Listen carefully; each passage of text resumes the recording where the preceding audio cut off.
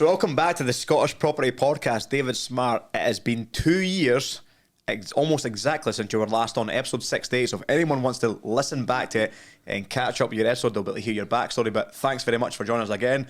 Lots has been happening in your business, mate. Aye, it's been pretty full on, especially since the start of the year. But it's crazy when you say 2 years, because when you mentioned that to me the other day, I was thinking more 18 months. So when we had you on before, we was talking about an assisted sale, right? Assisted sale that hadn't actually sold. So, well, it had sold, but it was going through conveyancing and all the rest of it. So, as we like to talk about on the Scottish Property Podcast, it's not all plain sailing. So we did give him a heads up at the time. We says, "Do you want us to put this podcast out until you had?" Decision, was it no? I think it was. No, I'm going to give you a decision. We said, "Do you want us to put this podcast out before the sales concluded?" And you were like, "Nah, fuck it. It's in the bag. Let's put it out." And then we ended up falling through, didn't it? Or it fell through a couple of times, or a few times. But so to give the listeners a bit of an update, if you go listen back to episode 68, you did do pretty good. You still sold it eventually. I think we were sort of saying, 40. I think the heading was 47k profit in your first assisted sale, but we ended up it was 41, so still a major result. Do you know what I mean? Absolutely. But it was typical that happened, and then it falls through. So pull that mic a little bit closer. That's it. So since then, mate, you've went on and really grew the sourcing business and bought over another sourcing company as well, and brought that in. So tell us a wee bit about that. And so the sourcing was just something when I first started in property, that was kind of right. That's what I'm going to do, because my aim was get full time as soon as possible. I wasn't going back offshore anymore. It was too hard. Excuse me. And then I went in at the shipyards. I was working a weekend shift, doing the property during the week, and that was just how I was managed to go full time so quick. But it was the sourcing that was kind of my route to get there. Do you know what I mean? With the flips, it's a longer game, innit? So that grew arms and legs pretty quick. Got a lot of good investors, a lot of good contacts, doing a lot of good deals with other contacts as well. And then at the start of this year, at the end of last year, I was approached by somebody to buy their sourcing business as well. What they had, which I didn't have, was a large mailing list and a lot of good assets as well. Not just the mailing list, but all the systems behind it. I was really impressed with. Good systems. They had a couple of people in the background doing the due diligence and whatnot. It's a lot of work, as I've learned. Once we went through all the due diligence checks, everything was really checking out. He'd built quite a successful business. I think you were pretty vocal about when you did the changeover and when you bought the business and all that. I think you've mentioned them, didn't you? Can we mention them? Of course, Joseph. Definitely. So for listeners will be aware of Joseph as well, because he's done a couple of things with us as well, an episode, and he's spoken at events as well. So it's Joseph Taught. So he's gone on to other things. And I worked personally with Joseph as well, so I know he had built up a good reputation. Yeah. So when I see you bought that business, I was gutted, because I teamed up with Joseph basically to bring the deals in, bring the investors in. And I was going to manage the properties, and now you've got a letting agency as well, you bastard. So I can work. Still something you can do. I can work with you, no. But no, it's been great to see how you've gone and actually started a proper trading business, because it's like a lot you dabble at the start, don't you? You don't actually have a proper business structure and a setup. You're all over the place, aren't you? You're just you're erratic. It's crazy. Like I knew I wanted to do sourcing, but you go down so many routes and you see so many wee opportunities. But I've always kind of stuck to the one route. At what point did you really think, well, this is actually going to become my main focus and my main business now?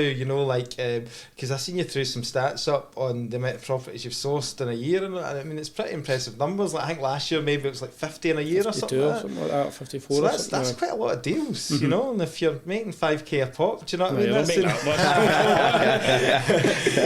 I'm kidding on. No.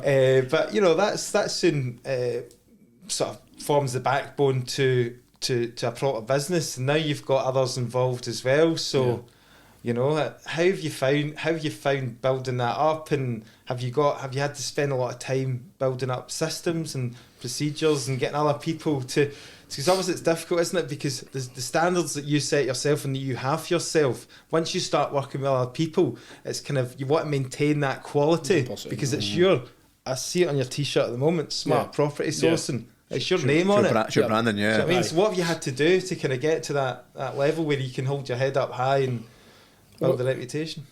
To be honest, it's Well, the reputation thing just comes with, I think you're doing the deals and just being a genuine, honest guy. There's not been much bullshit in the property industry, kinda. You know, it's not really something. It's not nice, but it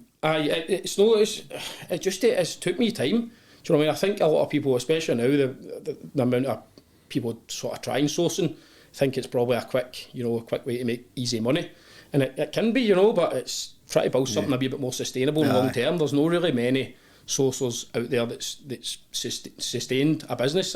I don't think as long as, you know what I mean. I think you're right. A lot of people that kind of start off the wall dabble, like when Nick says they're dabbling sourcing as they're doing flips or they're building their buy-to-let, it'll be that extra wee bit just to bring in a bit of cash. But no one really puts this full focus on it and goes, that's going to be my main business. See with me, my full focus has been sourcing. Always. Somebody told me it should always be the core of your business, because if you're no sourcing, you're relying on other people. You're relying on other sources to bring you deals. You're relying on Rightmove. You're relying on people to sell the house. But if you're sourcing, at least you've got an aspect of control at getting your own deals. You know what I mean? Not all the deals that I've sourced, like through my marketing, that I've took myself or sold on, they've always been the most lucrative as well. Because you've sourced the deal. You're spending a bit of money in marketing, but you've got an investor there as well, and it's. I think you've taken the right approach, because like you say quite often, where you see a lot of young people come through the training courses and all that, and it's seen as a kind of get rich quick kind of thing, or a way out of, you know, a 9 to 5, or a way out of a job and stuff like that. I mean, you must see that a lot, because I've noticed now you've got a network of people. A lot of them are quite, you know, they're probably different ages, but a lot of them are younger people. So do you have to kind of ground them then quite quickly in terms of what's realistic? I mean, you obviously got to keep them motivated, but you need to be realistic as well, because if they've stepped off a course, depending on the course, of course, depending on the course, but we know that there are certain people out there who are influencers on social media and all the rest of it, and that's who their target market is, and that's what they're saying. This is the way you can get into property without having any money. Yeah, I've seen all that. I know what you're talking about. Like, we've all seen them out there, but it's not really my style either. Do you know what I mean? It's just I didn't create that to be that guy. But you must need to be. What I'm saying is, you must need to be like, get them grounded and say, look, there's potential here to make good money, but it might not necessarily be, as I just said, $5,000 a day. When when we first started that, we done the first call, and it was like, this is what we're offering. You know, it's not going to be. It's not like the big Hollywood signs and all the money and that. It was very much, you know, my part in it was actually saying, look, this is hard work. It's no easy. Do you know what I mean? And some of you will fall out. You will fall away for it. Loads of you will. So I guess the question you're asking, that's probably my answer. It was very much, you know, this isn't going to be, you know, you're in this and it's going to... Here's the reality. It was very much, you know, this just took us a long time to build up to this level. We were doing deals every week. And, you know, do you have a name for it, or is it... Just as Sourcing Network Scotland. Just so we can tell people. And are you actively looking for people to get involved? No really at the minute. As I said, Nick, we've not really marketed it or anything like that, but we're in the process of doing that just now. We're building like this system. We're going to have this kind of platform where everything's going to be, and if you're involved, you can go in there and you can see all the recordings that we've done previously and whatnot, and there's just going to be loads of different things that we introduce. And how does that work then for people that get involved? Like, if you want to obviously come and work with yourself, like, what sort of cut do they get, or how do you split it? Like, it's always going to be just deal dependent anyway. We're always... I think if somebody brings you a deal, you've got an investor, it's normally a kind of 50-50 thing that you do anyway. So yeah, I mean, it's as I say, it's not, we've not plugged it anywhere, we've not marketed it, we've just kind of grew it to this level just now. We've realised the potential of it, and now we're saying, right, there is a lot of potential, but it's not just that, the value in the group's been amazing. Even everybody in it just now, you know, the questions that are asked, and even other people getting involved with answers. We've got a solicitor in it, we've got a damp specialist in it. There's a couple other kind of specialised trades in it as well, so giving good information, do you know what I mean? So is the idea, like, behind it then, you'll be the kind of main marketing, the driving force behind getting the investors and qualifying them, and then you've got a kind of army of sourcers around the country sort of bringing in the deals? So the idea behind it is, it's kind of coming all full circle. So, you know, for a small subscription fee every month, and you're getting in the group, you're getting access to, you know, our investors. Between us, I think we've got probably close to 5,000 investors now, between both mailing lists, plus our direct investors. So you're coming in, getting a bit of value, learning a wee bit. You know, we're not doing major educational stuff. It's just kind of you know, as we go, a wee bit of information, a wee bit of value, a wee bit of education. But we're no, you know, it's no a guru thing. It's not a course thing or anything What's like the that. cost for that? 50 a month. That's good, mate. And you've got 50 signed up. Yeah, it's 50. That's all right, isn't it? Next try to disclose all your business numbers, every fucking thing you You're asking far too much. You knew what was happening coming on the second time. We go easy on you the first time, the second time we come in hard. I'm just going to start asking you about the lettings now. You can see this coming. What's your lettings fees? I'm dead excited about it, and I know. That's cool. I know this. I feel like I know the sourcing game kind of inside out now. Do you know what I mean? It's. I feel like I've got a lot of value to offer, and it's. You know, a lot of people they do want a bit of your time, and you feel bad. Like, 'cause I was that guy. You know, I want a coffee beer, I want to speak to you, and I want a phone. And I felt, you know, you just don't have the time as you kind of as you grow a bit. So this is an opportunity to get in, give them the time as well. Yeah. I'm excited about it. Enjoying it? Good. Aye, it's brilliant. We're doing a couple of Zoom calls a month, and it's just the WhatsApp group and all the activity that's going on in there. And then, as I say, what we're trying to grow on the side, which will eventually, you know, put a bit of marketing into or whatever, and hopefully it should be all right. That's good, mate. Good. And tell us about the lens bolt into it as well, like, because I mean that was something that came out of the sourcing as well, isn't it? You've bolted on the lens set. Aye, so the lens was a thing that I had in my head at the end of 2021. So when I met my business partner Linda through a couple of deals. We kind of, you know, she had her mate Louise, and they were quite keen to do something together. And the lettings thing was just something that I've always wanted to do, purely because I got a lot of overseas investors. Well, I was going to say that you had a lot of Hong Kong investors you were sourcing them for, and then going, okay, that's me, got my fee, now it's a way to another letting somebody agency. else. So like, how can I then monetise that as well? I'll provide that full service as well. So that was it, exactly, Stephen. So it was like, if I can offer a full six, I was sourcing it, I was renovating it, and I was like, right, there you go to a management agency. Whereas I thought if I add that final sort of piece, I can offer everything under one roof. Hands off investment package. Fully hands off investment model. So that was it. We spoke. We had a good few conversations, and it just kind of felt right, you know. So. But you said yourself you're not really wanting to get involved in the day-to-day running of a letting agent. I can't possibly. It's just I'm too busy with everything else. I wouldn't advise that either, mate. It's a fucking scummy job. We've got like Linda and Louise are fantastic. Do you know what I mean? Like they're brilliant at running the sort of day-to-day stuff anyway, and I'm kind of feeding the business and doing all the wee bits and bobs and taking care of all the refurbs and then the remedials and whatnot. I think it makes sense. It's what I started out doing as well, with the kind of like, you know, we'll find you the property, we'll renovate the property and we'll keep it for the management. I think it's a great model. You know, Sam Dyer does it as well, and John Cox we had on there, he does it too. So I think it just makes sense just to keep it all start. You're doing all that hard work up front and building the client and building up the rapport with the client to then go and hand it away to a letting agent. And you're getting the serious investors as well, rather than your kind of like, you know, 1-2 property landlords. So you're getting the kind of portfolio landlords that want to build on that as well. Just touching on, like, obviously you talked about a lot of your investors are foreign, the foreign investor market as well. Kind of how did you get involved in that, or how did that become a thing for you that you thought you seized the opportunity there? So that was my first ever deal. Was when I had this deal through my mate, and I just put it on all the socials. Like, I think it was taken down for a few socials. I wasn't sure. I just didn't know how it all worked at that point. Got this deal. Here it is. Somebody wanted to come and view it. It was another letting agent actually.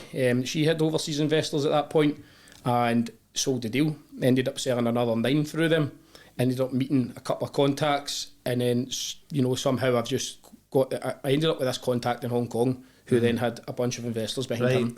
And then I was just kind of going direct. That's great. So, like, really, what I was trying to say is sometimes it only takes one opportunity to get you in and get started, and then it can lead to other things. Aye. And that's what started the ball rolling. That's exactly what happened. Like, I'm quite a big believer in, like, creating your own luck. Like, if you're there, you know, stuff can happen. But that was just major luck. You know, I put it onto socials that day, that first deal, that woman inquired. I met her. It kind of just grew from there. I met different contacts, you know, how things just materialise like that, you know. So, but taking the advantage and seeing the opportunity and the fact that an overseas investors need somebody localised that's got a bit of knowledge and experience to then go out and find the deal, secure the deal, negotiate for the right price and understand what their exits could be. So you took the opportunity. I think it was, at that time they were very much buying anything that ticked a yield box. You know, it was I think it was something like a 10% gross yield or something like that, and it was, if it was in okay condition, they did 4 or 5 grand worth of work, they would go for it. Do you know what I mean? So it wasn't that difficult to find. And then I was kind of getting different deals for different people. They had heard that I had good investors buying, they were bringing me deals, and then I guess that's how everything just kind of happened, how I've grew such a big network, because I've always had these investors, and then I've kind of grew other investors locally, abroad. It's just kind of... These mainly cash buys then? Because obviously they're all cash, foreign investors, does it usually sit around with a cash buyer foreign, does it usually sit about a kind of lower level kind of purchase price? Aye, 100%. It's... there's a lot of stuff sold, something like 14 grand. Is it? Aye. I don't know if you like that. See, that's the thing that I know, because obviously you're not that involved in the lettings and you've just sort of started out, but like that's a thing that decision I had to kind of take was, you know, taking on the kind of lower end properties is sometimes the bulk of the work. Managing those tenancies. That's why David's got business partners there. I was listening, it might be one of your podcasts actually, I was listening to a few weeks ago, and somebody was saying the exact same thing, maybe a few months ago. It's, you're better just having, you know, the higher standard property, and maybe having, you know, 1 or 2 of them rather than 5 or 6 of the weird ones, you know, and it's just because of the hassle that gives you. But I suppose then you're no better than them, then you can't be that. How can you be that person to the client if you're saying we can get you this 14 grand shy hole, but we're not managing it? Well, that's the thing. When I made that, my business model, when I made that my kind of business model that I was going to source, renovate and manage, that's the sort of stuff they don't. That was a one-off. You know, you're sort of 30, 40, 50, maybe 60. Some of them go a wee bit higher, but most of them are kind of in that sweet spot between, you know, your 30 to 60. But you can still get an alright, like, I mean, decent return on it. 50, 60 grand, you're still kind of quite low end, but you can still get, you could get lucky in getting a good decent tenant as well. Do you know what I mean? So what kind of areas they're predominantly in the areas that you invest managing as well? Is it Ayrshire? Yeah, it's mostly sort of Ayrshire, Inverclyde. You don't really get many in Glasgow at that sort of level. Areas of Paisley and whatnot. Do you know what I mean? So that's kind of. Where's it you stay again? Bishopbriggs. Bishopbriggs. And obviously running a sourcing company like you are, and obviously you're starting to work with other people, what are the main challenges in this current market that you're finding, either dealing with investors or dealing with estate agents? Like, is there challenges just now? There's always kind of challenges. I mean, there's nothing that really jumps out to me when you ask that question. At the start of the year, I would have says, you know, January going into mid-February, I was like, just bought this new business. I was thinking, what the fuck's going on here? Do you know what I mean? Like, what have I done? Type thing. Nothing's happening. I think it just took a bit of time to, you know, a big change for Joseph to me and everyone to start, you know, inquiring about the deals and getting to know me a wee bit and stuff. So, obviously, what I'm trying to say is you're not struggling for investors, are you? You get plenty of investors, or you're always looking for more? There's definitely, in terms of if you're going to be investors, you're going to be deals, you know, I need more deals. You know, more deals rather than more investors. Aye. And in terms of getting the deals and the market current situation, I mean, it's quite mixed reports, isn't it, amongst estate agents, depending where you're looking. You know, some people are saying property prices are dropping, some people are saying they're rising. You know, how are you finding it? And when you're speaking to agents and trying to negotiate with sellers and stuff like that, you know, are you sourcing everything on market, or is it off market, or a mixture? Both. So before taking over the business, it was all off market. You know, 95% was off market. I've very rarely done an on the market deal. Now it's very much 50-50. Right. And you know, there's definitely deals to be had on the market now, 100%. There was literally no deals the last couple of years for obvious reasons. I told you there was no deals, mate. I told you. There's another guy here. No, listen, there's no deals. I told you. Maybe that's the wrong terminology. There was obviously deals, but maybe not as many deals, you know what I mean? But there's deals there now. Like there's a buoyancy in the market, wasn't there? There's a lot of heat in it. So on market probably wouldn't have been as lucrative to try and get some deals, but off market definitely was. Definitely, 100%. But now, you know, off market's still good, on the market's good. So what we've got as well is like the sourcers are out just doing their day-to-day sourcing, you know, looking to be opportunities on Rightmove that we're not looking at, not got the time to look at, and then saying, listen, I've got this deal, bringing it to us. Like, we've sold probably 3 or 4 really good deals for Rightmove this year alone. One of them was a good flip. And how much are people paying for it? Like a deal on Rightmove, or again, does it just depends? Can you give us a rough? Just depends. Like, I mean, between sort of 2.5, 3k Right. if the deal's good enough. Do you know what I mean? Because remember, we're still going out. Us or our sort of band of sourcers are going out and still doing the viewings, still negotiating with the agent. It's still this whole argument, isn't there? Like, I know there's an argument, but this thing when on you've got a social deal media at 20 grand below on the market, it's I a agree. deal, innit? It's not a deal. It's what I did when I was doing my sourcing, and used to get all these people saying, "Oh, he's just selling stuff that's on Rightmove." I'm like, wait a minute, Well, you go and fucking I'm get it. giving you, I'm consulting here with you, giving you my expert opinion on what property will work in what area, how much it's going to cost to refurb, with the experience that I've built up over the years, what sort of tenant you can get in, what sort of rent, all those numbers, I'm packaging it up for you so that you can basically make your choice on whether it's a good investment. So you're paying for that I think, see what you're saying there. Like, it's because there's so much negative press around sourcing, and it's people just probably think, you've got me a deal for Rightmove, but what you've just mentioned there is, but we've went and we've negotiated, we've known how to negotiate, we've got you at 15-20% below, we know what the rent's going to be, we've made contact with agents, we know you're going to get a good tenant, we've done all that work, that isn't a 5-minute job, it takes a bit of time at times, and then I think when you present it, it's like, you made a spelling mistake there or something, you just pick wee holes in for absolutely nothing. But I think that's probably because of the full, sourcing doesn't get the best reputation, but then I would like to think that I'm a wee bit more credible than some of them out there potentially. Do you know what I mean? So how do you find the investors' reaction to the 6% ADS recently? You feel, is it more a struggle for investors, or are they wanting more discount because of the fees they've got to pay? Aye, it's they mention it, but in my eyes, it shouldn't matter massively. See if a couple of 100 grand property, see if you can't live with 2 grand off, paying a wee bit 2 grand more, because it's 6% instead of 4%. I mean, was it really that good a deal in the first place? So it's one of the ones, but at the same time, you use it in your negotiation. A 6% EDS now, I'm going to need it a bit lower. You present it to them, listen, I had that at X amount, I've managed to get a couple of grand off because of ADS, and you just kind of, that's the way it's working. I don't see a massive difference, but some of them do mention it. Especially the ones for down south. Yeah, I wonder if they would panic as well and say, "Oh, for fuck's sake!" But then, like you say, if it's negotiated off the deal, it's factored in the deal. It is what it is. Yeah, exactly. Is there any areas that you're kind of you're really focused on at the moment, or are you just going wherever? Like, is there any areas that people could look at, investors that are really working well, and you're able to imagine to get things at a good price? Cumberland All's working really well now. Cumberland, and I think that's always kind of worked well. I don't know what you think, but it seems. No, I'm selling mine. I've had a few there houses that are, I think it's for cash flow. I think a lot of the times now you're trying to refinance and it's under £200 cash flow, and it's just it's a no-go really. But you're still getting sort of 250, 300 there, depending on the property, because the rents are good. Three bedroom family houses. Good stock, yeah. They seem to be doing really well. Cumberland, maybe East Kilbride as well. Aye, East Kilbride. I've not really had many in East Kilbride, but it's strange. I never really seem to get many there. It's just an area, I think maybe a couple in the last sort of year or so. It's weird. Paisley always does well. Paisley still kind of doing well just because Paisley's really good. There's good strong population there.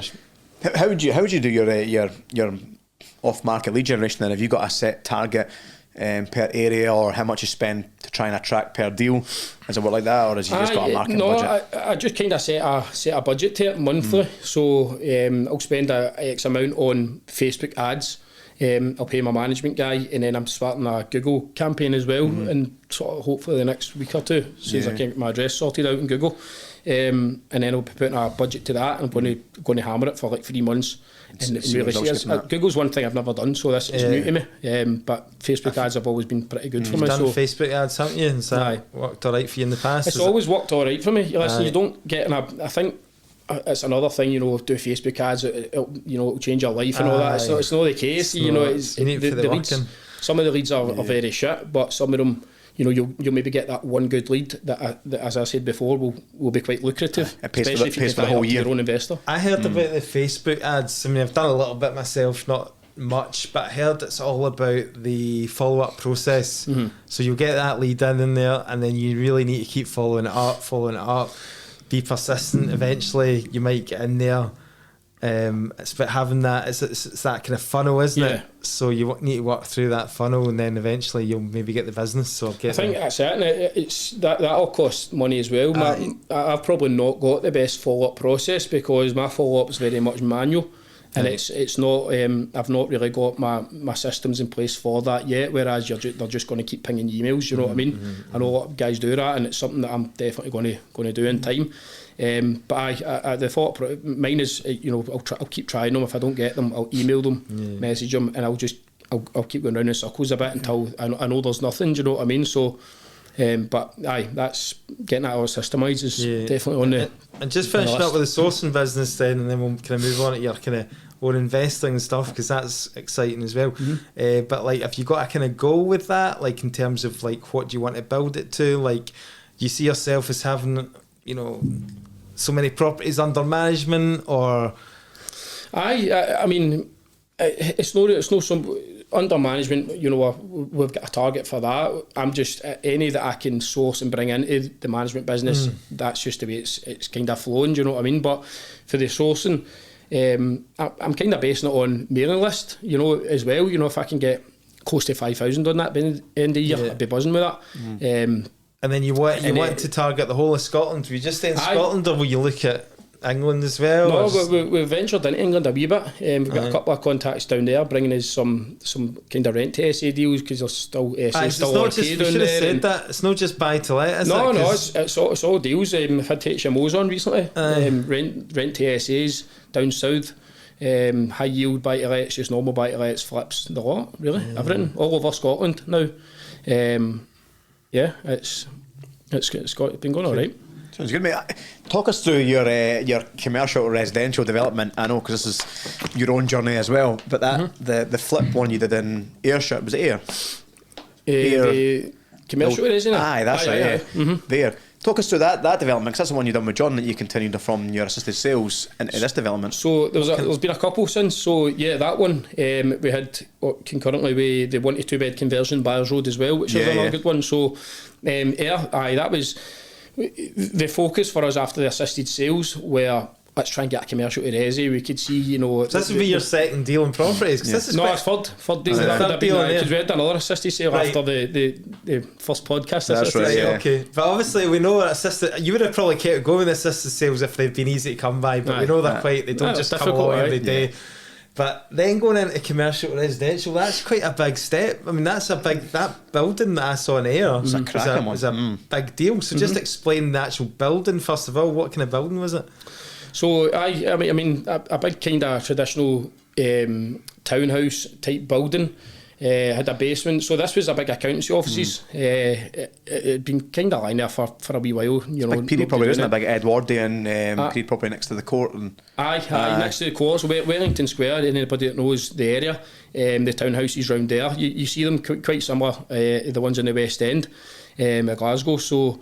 It was accountancy offices with planning for a 4/5 bed townhouse and a 1 bed basement flat.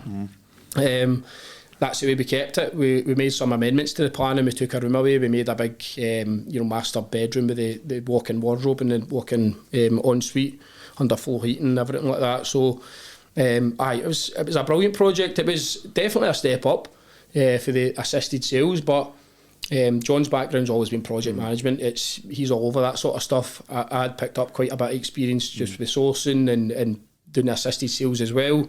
And we seen just a wee opportunity. It was like with the COVID thing, everyone worked from home. We were like, why don't we try and target this? How did you find the process of dealing with the commercial agents? Because that's quite different. Dealing with residential, so it was off market though. I was off market, aye. So there wasn't an agent involved at all. Just a seller. Direct to vendor. And your plan was always to convert into the 2 units and sell them both off. I mean, at one point we actually considered just keeping it all to one. Can't remember what the reason for that was, but we definitely discussed. I think when you came down, remember we were talking about that. Remember, So I think it was to avoid the sprinkler system, wasn't it? It was the sprinkler, so it was. So that was a kind of a wee sort of something that caught us off guard. So. At that point, the regulations had just changed for the sprinklers. We didn't know, even our architect didn't know. It was actually us kind of highlighting to him, listen, are you sure, like, what's the deal with these sprinklers? He says we had to put one in the basement, but not, because it was classed as a basement flat, but not the townhouse. And then he soon came back a week later and said, by the way, you need to put it everywhere. And we were like, you're joking, you know. So, and what was an extra 10 or 12 grand cost for it? It was all in. It was 14 right. grand, I think it was, all in, you know. So with the pump and the tank and everything else. But luckily we caught it at the first fix stage. Yeah, so rather than have to rip a couple of guys getting caught out later on, you know, and it's ripping into everything. So it was something we didn't account for, but again, something we wouldn't have known anyway. So and this is a project in the Step Up as well, because they raised private finance for this project as well. So how was that process? That was a nightmare. Give us the figures then. Give us the figures. So we'll talk about the finance first, because that is a story in itself. So we had a private investor all lined up. We were going to use a bit of bridging, and a week before, 10 days before Christmas, the private investor pulled out. So then we had to scramble to try and get another investor. Luckily we got another investor who was willing to put up quite a lot of the money. I think all in, you know, he gave us 330k. Wow. And you know, we managed to get that within a week. Is that just somebody you get talking to in the train or something like that? No, it's actually one of my good mates' business partners. Right. So I already knew him, but he didn't entertain it the first time round. I don't know why. Until this is a lesson again. You like we were talking about this with Maria and other guests we had on about like the fear of asking for money. Mm-hmm. Did you know that guy had that? Did you know that guy had that money, or did you? I didn't know he had money. To be honest, I didn't really. No, I wouldn't say I knew he had that much money. I mean, he's got successful businesses and whatnot, but... did you put a post on social media? Say I need this money? I just says, listen, this is filling its arse, basically. Like, we're still really desperate for the deal. And then he gave you cash. Yeah, and one of my good mates kind of showed him it, and he says, listen, I'm interested, and had a call, and that was it, basically, you know what I mean? But... So he rescued that one then? He did rescue it, and we had to give away quite a bit more than what we wanted to give away, but it was either that or lose the deal, you know what I mean? So make something on it. Aye. What was the purchase price for that? So 245, which is funded. So this is interesting as well, right? Because there's always this, you can get involved in property with no money and that. So basically you're buying this project with none of your own money, is that no, right? We put at the start, we lost out on a bit of bridging fees and whatnot, but we were in for about 60k. 60 of your own money, right? We were in for about 60 of our own money. Right. So how it was structured was, he would give us 200k towards the acquisition. We would then fund the rest, which was 45. Okay. And then a wee bit more and lost out fees and then legal fees and whatnot. Okay. He would then fund the full refurb. Right. Nice. So that was kind of, we brought another investor in towards the end just to top it up a little bit. We overspent a little bit, so that was kind of structure of it. Was that an limited company, or was it yes? We done that one in a limited company. Aye. Did he become a shareholder of the limited company, or he just become an investor in the limited company? He just invested into us. Right. Aye. He had securities. He was secured. That was kind of one of the terms, which again was fine. We wanted the deal. That's with him putting that much cash in, I suppose you can buy the property without purchase lending, so at least you can give him security. 100%. Aye. So what was the exit then? The outcome, and was it a success? Mm-hmm. So the refurb was been calculated 157. All the different fees that go with that. So we ended up selling. The home reports came back at, the townhouse was 425. The one bed was 100. So a 525 GDV. And we sold them for 550 all in. So superb, that was right at the end of last year when Theresa May made that announcement and the property market fell off a cliff. And we were like, fuck man, this is losing this.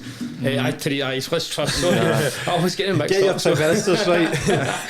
So confusing, there's that many. I know there's about 3 in the space of a year. There was nothing. There was quite a few inquiries at the start, and there was nothing for about 3 weeks, and we were panicking. Christmas. It was like a wee bit of panic stations, you know. What was the kind of communication with the investor like? Because obviously he was even more calm than us. We were in for meetings. He was like, listen, don't worry, you know, we'll go. And he's been involved in property. He's had a portfolio and everything for 20 to 30 years or whatever. So he just had that experience. He's seen it all, you know what I mean? He kind of knew, but I was like, how can you be so calm, you know? But it made us a wee bit more calm, and then eventually, you know, just out of nowhere, somebody from America contacted the estate agent. It didn't even view, they were in America. They sent a boy to view the next day, done a FaceTime viewing or whatever. Boom, and then put the offer in a couple of days later. That's the estate agent worked his magic, obviously. Cash buy on it as well. Cash buy, quick exit. Brilliant. It was one of the easiest conveyances I've ever been through. Were you not tempted to keep them for like self accommodation? That was the kind of route we were going to go down if they didn't sell. So we were already kind of looking at the numbers for that and considering that option. So we were. Would Plan B holding them? Would you be able to have put the refinance them to pay back the investor in full? We would have to top up a bit to the investor, and we were going to use Buyers Road for that. And that was kind of going to be the scenario there if we had to do that. Do you know what I mean? So when you sold it for the 550, what was the profit margin then? So the profit initially was, I think we were only about 75 grand, but we're getting 15% of the VAT back, which is kind of almost there in the process. So we're up at sort of 85, 90 or something like that. Decent. And plenty of lessons learned as well. Plenty experience. Loads of lessons learned, but as I say, there wasn't any major like disasters or anything, which was great. It was wee things like the floor wasn't level, and it was a job that we thought would be easy. We'll do it towards the end and that, and then we started doing it. It was a total nightmare, and it set us back a couple of weeks. So it's wee things like that. Do you have and good trades involved then? Has John got a good kind of? John's got a good. We both do. To be fair, even our mates and family and all that, they're all kind of in the trade. Did you get your hands a bit dirty yourself as well? No, I don't think I felt you tripped up going up the stairs one No, I don't think I did anything, to be honest. No. That's alright, that's a real... I was cleaning the gutters in that Wallace Well one. I spoke about in the first... I think that's the most I've ever done. That's brilliant. So that was a real... God, that was... You were going in right in to quite a big project, and dealing with that private investor then, have you managed to keep him on board then moving forwards? I mean, we've presented him a couple, but it's not quite materialised. Because he got so much of the first one. I don't think... You had to reduce the interest rate a wee bit. I don't... It's not like he's a retained investor. I think if the right opportunity came, he'd come again, do you know what I mean? It's funny, because I've had this experience before with private investors in the past. Like up front, you give them more and more as your experience grows. You realise that the money's easier to come by. So you're like, all right, you're getting a 6% return, 7% return, but I got 15%, or I got half the profit, or I got 20% before. So they're trying to hold it for that, and you're like, no, I fucking didn't need it because I've got more and more. But it's that, and then eventually, like you say, they'll come back and go, okay, I can take I'm getting a good return, and you've got a track record and a trust with you that they can invest with you. Definitely. That's it. I think it's just that track record as well. You can show you've done a bit and it's been successful. So by the time you paid him back, what did you end up left in the bank then? That was a profit after paying 70? Him back. Was it 70? So I think we're up about 85, 90, including the VAT. Right, brilliant. And then did you have to wait till that money was in your bank account to find to look at the next deal? Did you want to have all that sorted, or did you just power on? You think it's bigger than that? Raises private finance. No, this is why I'm asking. Well, we were in the middle of Buyers Road, completing that one as well. So we kind of had our hands full a wee bit towards the end of that one, doing Buyers Road. So then when that was kind of with the estate agent, we were fully focused on that. But Buyers Road was a flat. Aye, that was just a tenement flat, 1 to 2 bed conversion. We done there quite straightforward compared to what you'd come off of. Aye, pretty much. Aye, still had its challenges. But it was a good project to be involved in. But aye, so I'd say we probably took our eye off getting another deal for a wee period of time as well. And it's probably more the worry of, is this going to sell as well? Do you know? And then we had Buyers Road, and we were just like, just fucking. How much did you make off Buyers Road? I think we weren't. It wasn't massive amounts of that. I know you looked at the figures. I think we're up around about 25 or something like that. But a good deal. But that was a no money down deal, that one. So I was through a bridge, and we had a house of security, covered absolutely everything, and a bit of investors' money. It's something I've never done, and I don't feel comfortable with the high rates. Do you know what I mean? So, like, they were by the way, like.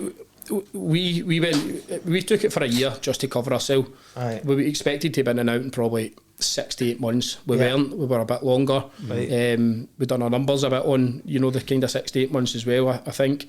Did you start panicking at any stage? No. We didn't panic with buyers. But it was the bridge. We learned lessons with the bridging because. At the start, you're getting hit with all these numbers at the bridge and all these terms, and you think you've got it all added up, and it probably on our part, a mistake, no really digging deep into them, because at the end we were like, God, that's maybe no matched up the way we quite thought, So going forward, definitely the bridges will be taking every wee penny into consideration, Right, that's interesting.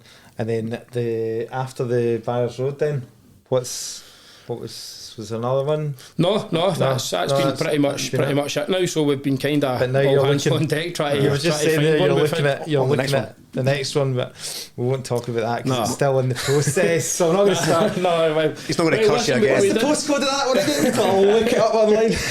we had one in Sturton that you've probably seen a post that I put on, but there was an issue with the title and the plan and whatnot. It didn't quite work out. That would have been a decent wee deal, but we've had a couple of flips that we've missed out on. One that kicked myself about a wee bit. We've got another couple in the pipeline that we're looking at. What's your challenges at the moment when we try to grow multiple businesses at the one time? What's your biggest challenges? But I'm very aware of that as well. And a lot of people say, you've got too much going on, you're spreading yourself thin. And sometimes I'm like, am I? And then you two are quite similar. I can see it straight away. I just see if I get an opportunity, I struggle to say no to an opportunity. Just do it, and if it works out, brilliant. If it doesn't, at least you tried. That's just the way I kind of look at it, But his name's eluded me now actually, because he was on the Masterman Group the container business. Because I know. You got to respect someone that takes advantage of the opportunities that presents itself, and you're thinking, fucking hell, like when's? But then you're as well doing it with. It's not like you're doing it all yourself. You're partnering with people. You're partnering with John for your development. You're partnering with Linda and for the Lane Agency. You've got a track record now as well. Not everything's going to work out. It's not definitely, isn't it? All going to work out like the container thing. That's we made a good. We got one in and turned it around dead quick and made good money on it, and we thought this is really good. And we've got another one that we've worked on for over a year that we're now struggling to sell at the minute. And it was our first ever one. We've got electric shutter, we've got the closed cell foam insulation. It's really nice, you know what I mean? But we just probably missed the market wherever nobody could get a container, for love of money. So now it's like nobody wants to buy them. So that's probably one that was never really like it's not a limited company or anything like that. It was something we were kind of doing on the side anyway, and that's probably something I'll probably know go back into that because it's not been massively time consuming, but it's maybe not quite worked out. Do you know what I mean? But if it's funny, everyone always mentions the container thing. That bottle's swishing away. It's probably picking up the mic, is it? That's fine. So there you go. It's trying to decide, I suppose, like which one's taking up a bit of your focus, a bit of your time, and applying yourself to the stuff. Not only that's more lucrative, but I suppose the stuff that you enjoy doing. Exactly that. I mean, I enjoy the sourcing. I like the day-to-day sourcing stuff. I like the hustle and bustle. It's not for everyone, and I speak to people as well. I've tried sourcing, I hated it, and I don't know. Are you still out doing viewings yourself in that day to day? My off market stuff I'll always do the viewings. I think that's a majorly important part of getting the deal. Do you know what I mean? See, if you're just sending, depending on how big you are, your massive companies, then you can't do all the viewings yourself. But I can, and building that relationship with the seller, especially when it can be in some situations, is key. Do you know what I mean? No, absolutely. And I suppose it's key how we get the negotiation to the right price as well. Yeah. Sending somebody as a viewing agent just to go and look at it will probably end up missing something on their innovation and not quite grasping the seller situation as well and what they need out of it. 100%. There's 2 or 3 deals I can think at the top of my head. Just being there, listening to the seller that's got me the deal. I know for a fact it has. She's told me that herself. So it definitely works. Absolutely. So what's the next year or so bringing for you then? What's going to be the biggest focus on the sourcing business? Keep growing that. Just keep growing that. Just keep growing that to a level where I want to. I think right now it's been a deal a week since the start of the year. If I can keep that going again, it's easily hit my target.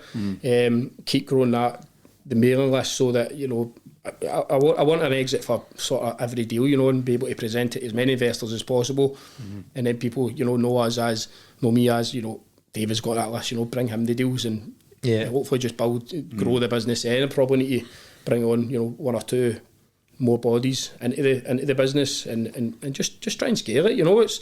I think a lot of flips are great and everything else is great and the cash flow is great, but you can make good money in it. You can make really good money in the sourcing. I think if you're only doing one deal every few months, it's not worth it. But the level I've grew to now, I can keep scaling that and hopefully it'll be it'll be good. Will you invest in buy-to-let properties yourself? 100%. That was going to be the strategy this year, Nick. Yeah. But it just obviously the way the market went with the rates and whatnot, we decided to try a couple of rent essays down south. Okay. So we've got a couple of them on the go, Right. see how they do, and then once things start to kind of level out a little bit, or if we get the right deal, Aye. we will take it on. You know. Is that the one that Joseph's building all the IKEA furniture on?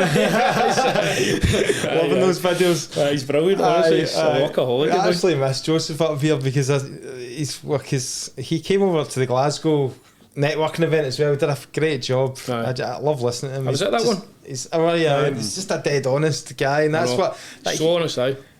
I just loved that whole transparency, Yeah. and obviously you want to take that forward Exactly. into That's it. your sourcing business too. So wish you all the success, and it's great to catch up with you. Yeah, absolutely, mate. We're going to put something on our calendar to catch up in another 2 years' time for episode 300 and see where you're at. Aye, Then. aye, aye, Thanks very much for coming back in, mate. No worries, Appreciate it. man. Appreciate it. Brilliant, Cheers. mate. Nice one.